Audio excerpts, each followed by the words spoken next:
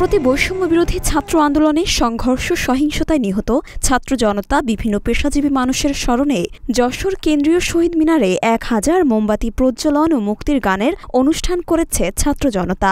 শুক্রবার সন্ধ্যা 7টায় শহরের বকুলতলা কেন্দ্রীয় শহীদ মিনারে এ মোমবাতি প্রজ্বলন অনুষ্ঠানে অংশ নেয় যশোরের বিভিন্ন শিক্ষা প্রতিষ্ঠানের শিক্ষার্থী ও সাধারণ মানুষজন।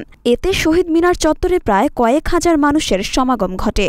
অনুষ্ঠানটির আয়োজন করেন যশোরের ব্যান্ড সমন্বয়ক নামের একটি সংগঠন। সংগঠনের পক্ষ থেকে শহীদ মিনার চত্বরে অনুষ্ঠানে অংশ নেওয়া সবাইকে মোমবাতি দেওয়া হয়। এদিকে মোমবাতি প্রজ্বলন অনুষ্ঠানে সব ছাত্র জনতা ছোট বড় পতাকা হাতে ও কালো পোশাক পরিধান করে আসেন।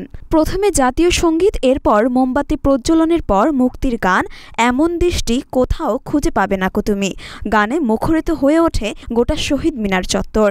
এরপর পর্যায়ক্রমে কয়েকটি দেশাত্মবোধক গান পরিবেশন করেন ছাত্র জনতা।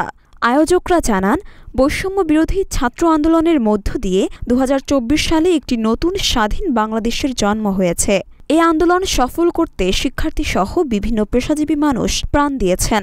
1971 সালে স্বাধীনতা মুক্তিযুদ্ধের সব শহীদ ও সম্প্রতি এ বৈষম্য বিরোধী ছাত্র আন্দোলনে নিহতদের স্মরণে শহীদ মিনারে 1000 মোমবাতি প্রজ্বলন ও মুক্তির গানের আয়োজন করেছেন আয়োজকরা।